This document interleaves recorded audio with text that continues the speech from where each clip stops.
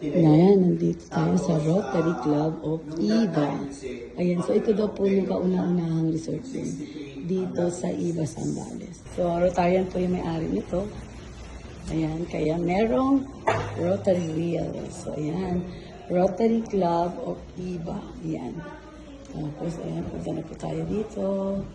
So, ayan, sama-sama talagang, ano na, niluma na ng panahon. Diba? So, ayan, ayan. So, yung mga cabinets niya. So, ito naman, pasok po kayo. Ito yung mga souvenir shop. Dito naman yung mga souvenir shop.